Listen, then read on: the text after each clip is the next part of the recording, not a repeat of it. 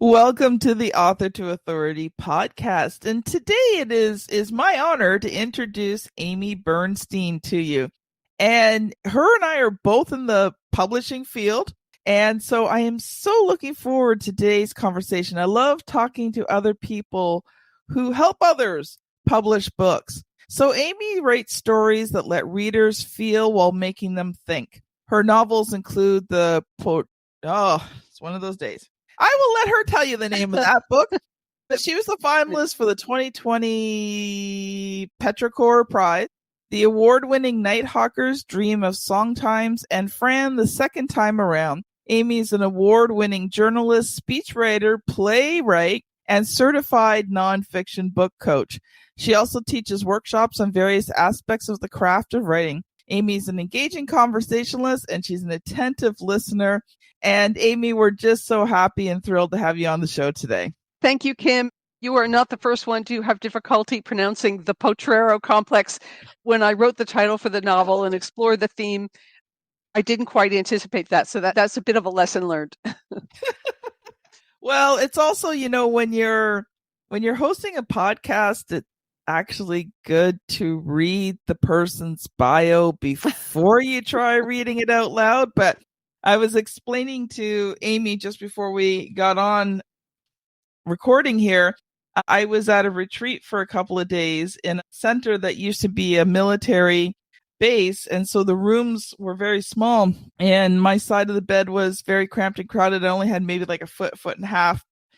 And I was walking along there and didn't realize there was metal doorstop and I broke my toe yesterday. So I am a little disorganized today. Thankfully, I'm not in a huge amount of pain because that would have made it worse, but definitely being very careful where I walk. I'm watching each step because I do not want to bang that toe again, because let me tell you, it was painful yesterday. So Amy, I would love for you to just take a few minutes. This is the first time on the Author to Authority podcast. Why don't you introduce yourself and share a bit of your story? First of all, how did you become an author? And then now, how do you teach? And how did you become, how did you get to the point where you're now teaching others to become authors? Right. Well, first, also, I'll commiserate Kim and say I am a member of the Broken Toe Club. It was years ago, but it was a very uncomfortable experience. So I really can empathize with your discomfort. Well, I have a long professional background as a writer, decades. I've done a little bit of almost everything that you can do in the writing field, except perhaps work for television. I've been a journalist. I have working in both print and public radio, which was really fun. I've been an executive speechwriter in the Obama administration and some other stints in DC. I've done a lot of sort of communications work in some technical fields and also for nonprofits. So both on the human side and kind of on the more like the nuts and bolts machinery side and feels like transportation. So I've really covered a lot of the waterfront, but then I also, I really realized, I think when I reached my 40s, I guess, which are behind me now, I really wanted to write fiction. And, I was a voracious reader as a kid. I always read novels. I was a literature major I was an English major in college back when we thought that could still be help us find a career being an English major. And so I started out writing plays, and then sometime in the last several years, I really turned to novels, and I think that really is that's my form. I've now written, I want to say six of them, and so I love this combination of drawing on my background in pretty hardcore, not complicated nonfiction, and helping people really explain stuff really clearly, combined with sort of an awareness of the power of storytelling, which you, of course, do in fiction. So it's a combination that I try and draw on.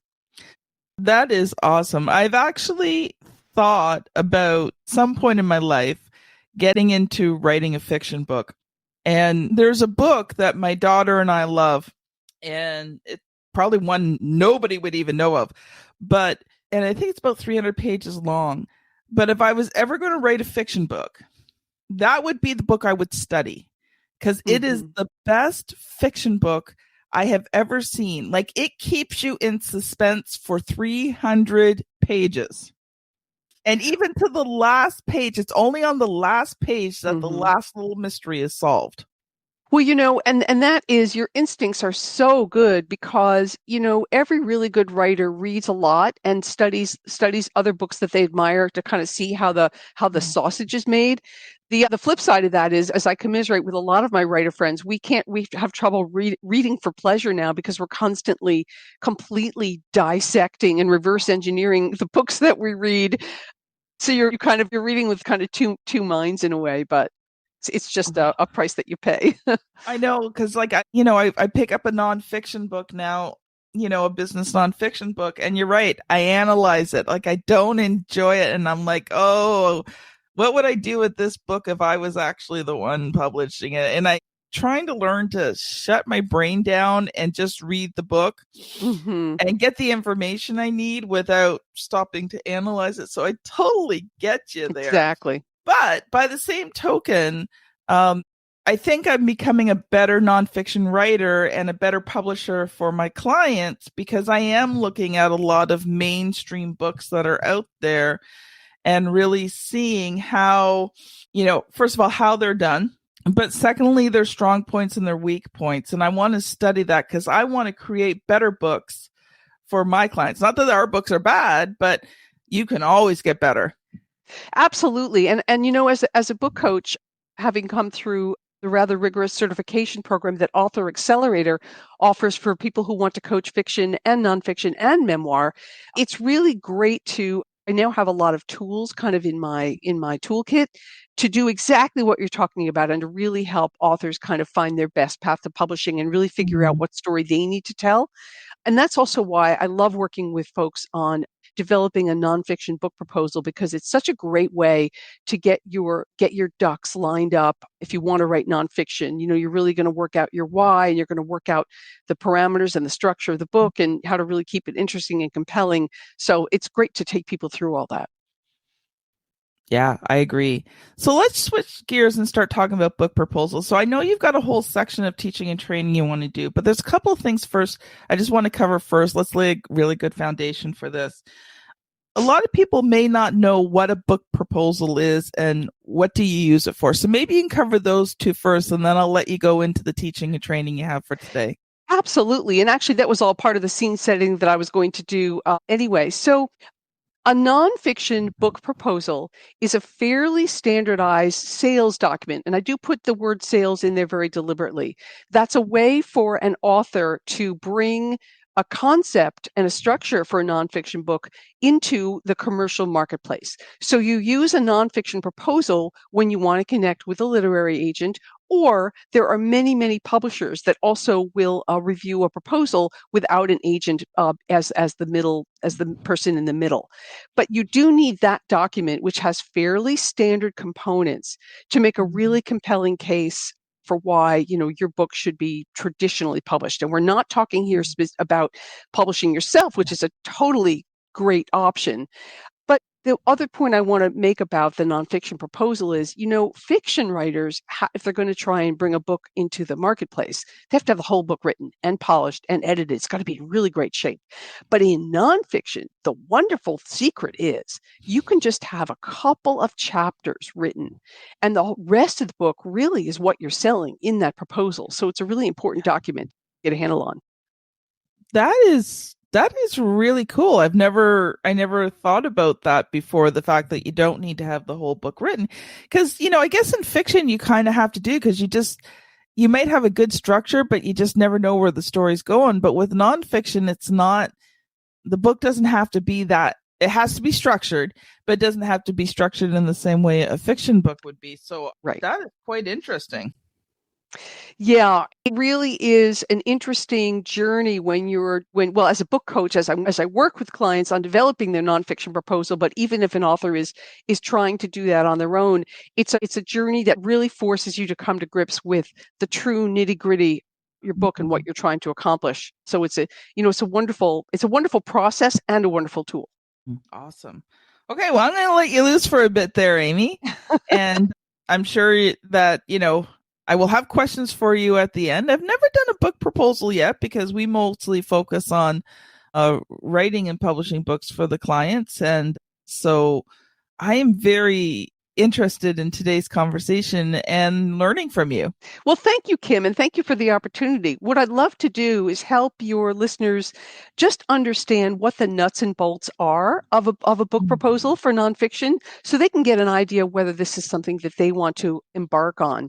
And let me just say that this starts with, it's so important for any author, either fiction or nonfiction, to really find your why, which we talk about a lot in the book coaching world, because you really want to understand why you want to write this book. Because as you and I both know, Kim, this is not easy and not quick. And, it's one of the hardest things that a lot of us ever do, which is to write a book. And so you want to be really clear about why. So in nonfiction, you might have a lot of reasons. You might want to do it because you're building a brand, because you want to become a thought leader in your field. You want to build more credibility.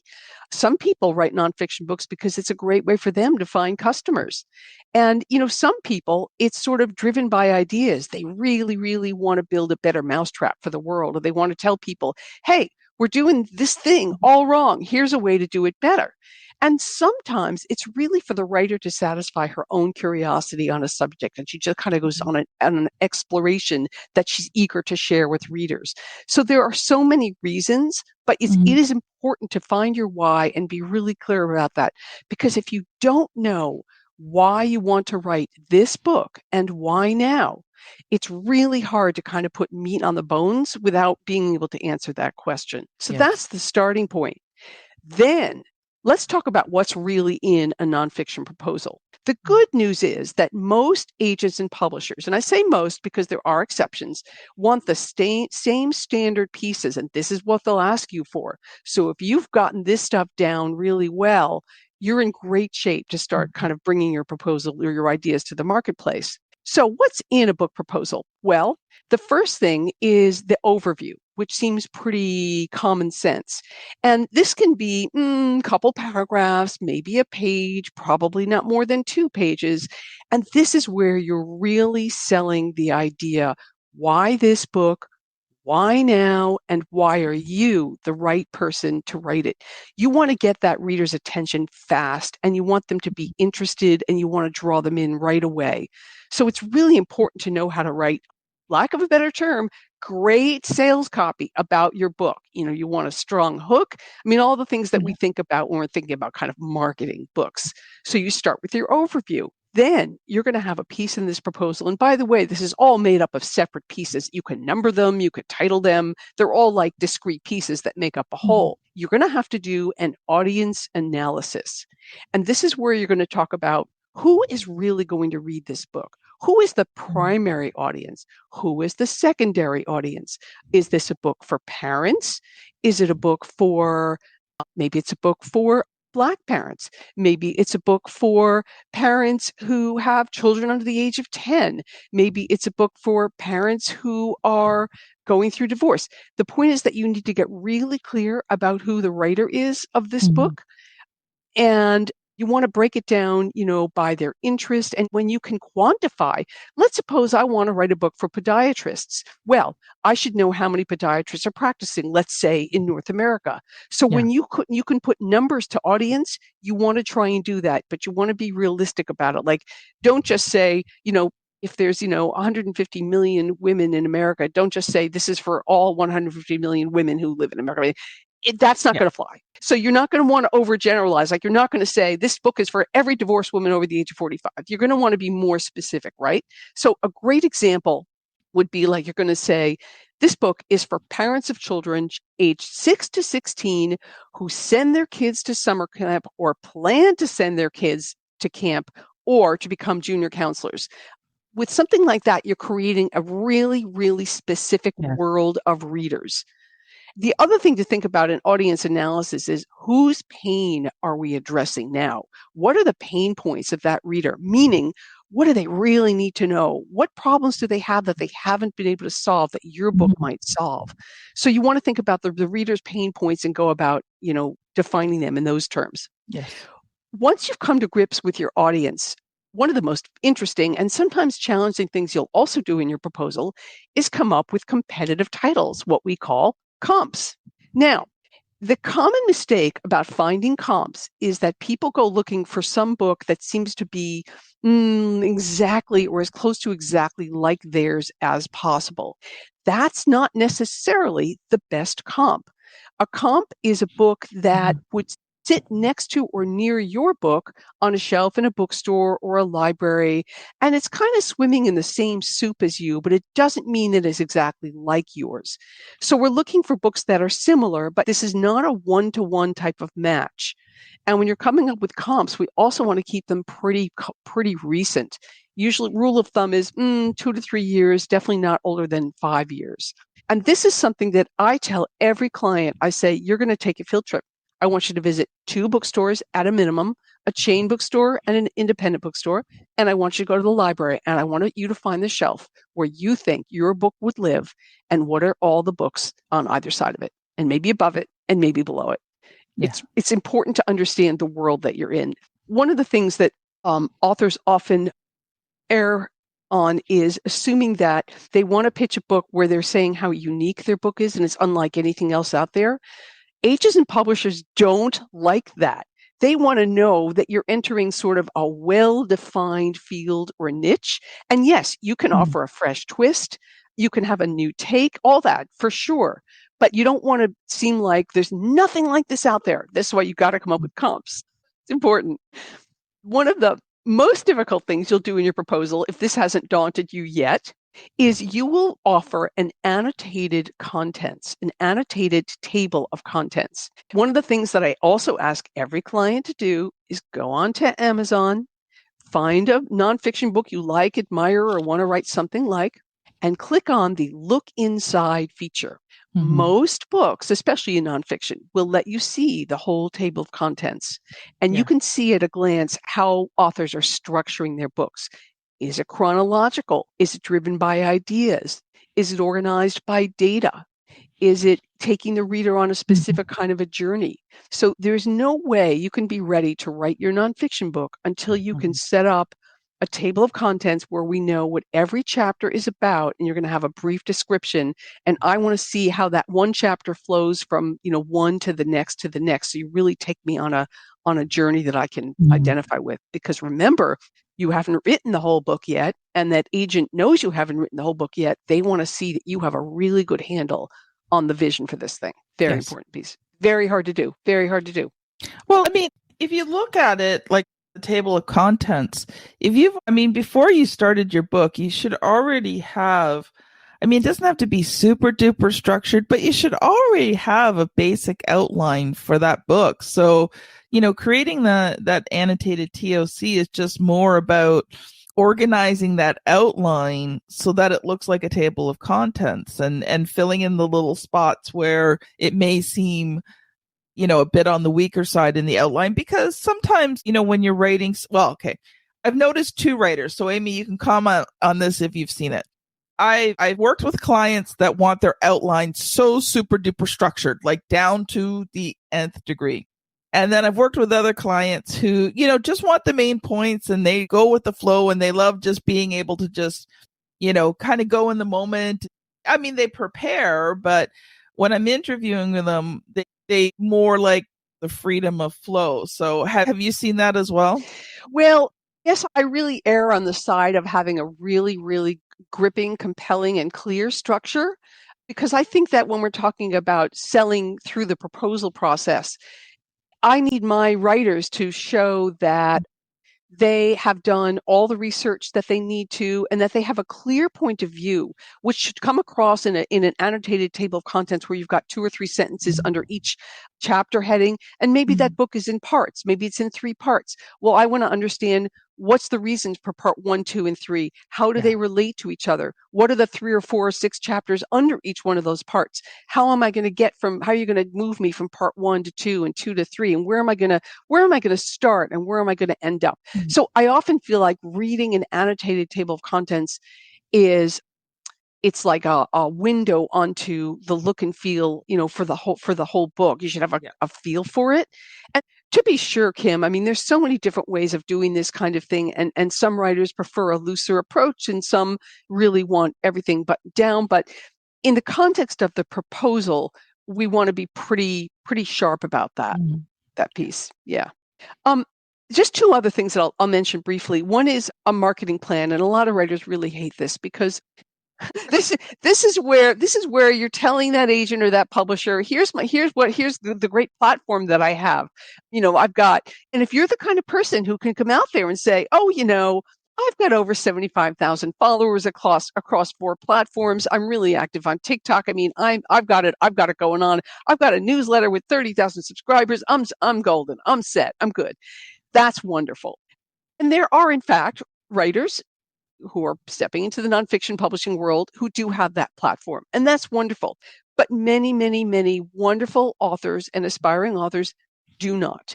And so, in the marketing plan, it's just a chance to be honest about where you are in terms of both your own platform and visibility, but also steps you can take. So, for example, I've had clients with low, sort of what I think of as low platform presence. They can say, yes, but I'm going to go to these 3 key conferences in my field. I'm going to seek speaking engagements. You can speak to intentionality if you just don't have that big build up. Do you find that to be true too, Kim? Yeah, it's funny. Like some of my clients already have the platform, right? Mm-hmm. So they're writing the book because they have the platform, and the book is the vehicle to reach their platform better. But a lot of my clients don't have the platform yet, and they're writing the book to help build the platform. Right. A little chicken and egg thing there, right? Right? Yeah. Yeah. Yeah. Well, look, the reality is that the truth is, well, first of all, finding an agent is an extraordinarily competitive thing anyway, but many, many, many agents, really going to gravitate toward an author who already has that platform. That's just a fact. That doesn't mean you shouldn't, having hopes and aspirations as somebody with low or no platform. I mean, you should try. You should always try, because great books can sometimes find their way to rise to the top. And after all, everybody starts somewhere, right? I tell my authors who really don't have a lot of visibility, I say, look, at a minimum, get a decent website built. At a minimum, maybe pick one social media platform, just one, where you can start to have some presence. But, put heart and soul into how can I really represent my book in the world through speaking, through conferences? What podcasts will I be on? Show the publishing world that you're thinking hard about it. Yeah. So really, those are all the really main things that go in. I mean, of course, you put in a bio and that type of thing, but really then you're going to share your sample chapters. It's usually 2 chapters. It can be a first chapter and a last chapter, but I find when the whole book's not written yet, it's very hard to have a last chapter written. So I often counsel it's an intro chapter and then sort of a chapter 1, or a chapter 1 and a chapter 2. And those should be fairly polished so that the reader can get an idea of your style and whether what you're actually writing matches what you're selling in the proposal, because you want that to all fit together. And that really is the proposal in a nutshell. Wow, that's so cool. Something I was thinking of, Amy, because I think with a lot of my clients self-publish. So something I was wondering about was, are there other things you can use this book proposal for? Because I was looking at that thinking, man, that would be a really great tool, not just to approach publishers with. I'm so glad you asked that, because I do believe that even if you're self-publishing, you still want to accomplish most of the thinking that comes out through the proposal, even if you don't call it that. For example, you should still understand who your reader is. Yeah. You still should understand who your ideal reader is. You should know what your comp titles are that are out there, because you should know that. And particularly something like the overview, even when we self-publish, we have to go out there and sell. So we still need verbiage that really gives us a strong hook for the book, that gives us a really clear why for the book. So I would advise even folks who intend to self-publish, and even if they have a sizable platform, most of these elements in the proposal are really going to benefit you in the long run, even if they're just like, you keep them to yourself. They're not meant to be, a single public document. Yeah. But the other thing I was thinking of, because like even when you're applying to speak at places, like people do up speaker one sheets, but like that would almost make like a really great speaker introduction as well, like especially if the selling point is this book that you're going to be using to speak on stages with. So yeah, I thought that was pretty cool. So Amy, having published many books, I'm going to ask you the question, and I realize you've probably published mostly fiction, but this is the question I ask every author who comes on the show, and the audience knows what's coming next. Amy, what was the good, the bad, and the ugly of publishing your first book? Well, this is going to depend on how we define first, actually, because back in I want to say something like 1998, I self-published my first novel. At that point, I wanted to prove that I could do it. The self-publishing world was in its infancy. A lot of people will have forgotten this era entirely. And there were a lot of companies that turned out to be really shady. And the way they operated was like, we're going to design your cover and make your book look great. And then we're going to make you buy lots and lots of copies of your own book because that's how we make money. Yes, exactly. So, I mean, while it sounds sort of stupid and naive and gullible to think about that now, honestly, nobody knew what they didn't know back then. Really was so new. And so I did do that the first time. And so look, so the good is that I did write the book. I did get it between covers. I told myself, I know now I can do this again. I had the confidence to feel that way. I let the book totally die because first of all, I was working full time. It was like a proof of concept exercise for me the first time out. But what happened is when I started writing novels more seriously later on, and I've had novels traditionally published, a PR person that I consulted told me that I should reissue that early book, get a new cover, reprint the whole thing and treat it more like an updated, quote unquote, legitimate book in the current self-published environment. I never would have done that, but I did. And I'm so glad I did, because not only did I get a much better cover, which really drew some attention, but I got some really, really nice reviews, which is something I'd never tried to do before. So I got a kind of second bite at the apple, and that was a young adult novel. And, I can't go backwards. I'm a much better writer now than I was then, but, we all start somewhere. So there's an interesting set of lessons learned. So Amy, if people have been listening today and they're like, I really need to connect with Amy, do you have any freebies you give away, and what's the best way for them to connect with you? Well, let me start with saying that I really invite conversations about my work as a book coach, which really is to help other nonfiction authors find their best path to publishing. And if you go to wordfirstbookcoach.com, it's pretty much the way it sounds, wordfirstbookcoach.com. That is my coaching website, and you can learn more about me.